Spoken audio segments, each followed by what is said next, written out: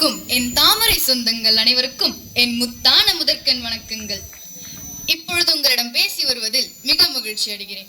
ஒரு மனிதர் 3 முறை தொடர்ந்து பிரதமராகி நாட்டு மக்களுக்காக பாடுபட்டவர் நம் பாரத பிரதமர் ஸ்ரீ நரேந்திர தாமோதர் தாஸ் மோடிஜி அவர்கள். அவரின் எண்ணில் அடங்கா சாதனைகள் இதோ உங்களுக்காக.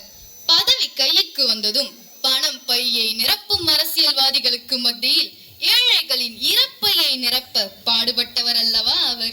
2014ஆம் ஆண்டு முதலில் பதவி ஏறிய போது என் பாரதத்தை வளம் மிக்க நாடாக மாற்றுவேன் என்று கூறிய அடுத்த சில வருடங்களில் நம் இந்தியாவின் ஜிடிபியை உயர்த்தினார்.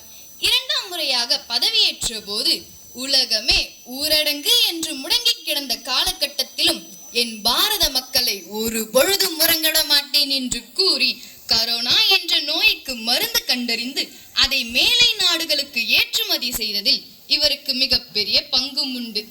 இந்தியா என்றாலே வெறும் தூசும் அழுக்குமாக இருக்கும் என்ற வெள்ளைக்காரர்களின் சிந்தனையை மாற்றி இந்தியா என்றாலே சொர்க்கத்தின் வீடு என்று சொல்ல வைத்தவர் நம் பாரத பிரதமர் ஸ்ரீ நரேந்திர மோடிஜி அவர்கள்.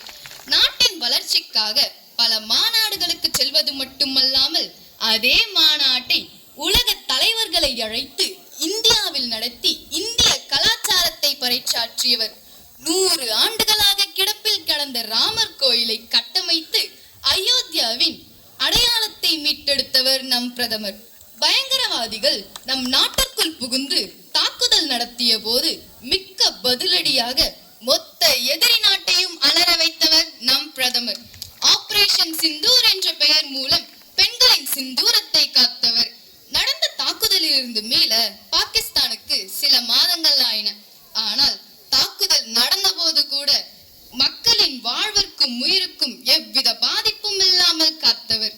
என் தாய் நாட்டின் மீது கை வைத்தால் என்ன நடக்கும் என்பதை கண்கள் கட்டியபடி காண்பித்தார் நம் பிரதமர். ஆகாஷ், பிரம்மோஸ், ககன்யான் என பல போர்க்கருவிகள் மூலம் இந்தியாவின் ஆயுதத்தை பலமாக்கினார். உலக பொருளாதார வரிசையில் அடியில் இருந்த நம் பாரதத்தை முதல் 5வது இடத்தில் அமர வைத்தார். இது மட்டுமல்லாமல் நவீன இந்தியாவின் கண்டுபிடிப்பாக வந்தே பாரத் என்ற ரயில் சேவையை அறிமுகம் செய்து நவீன வசதியை ஏற்படுத்தி தந்தார்.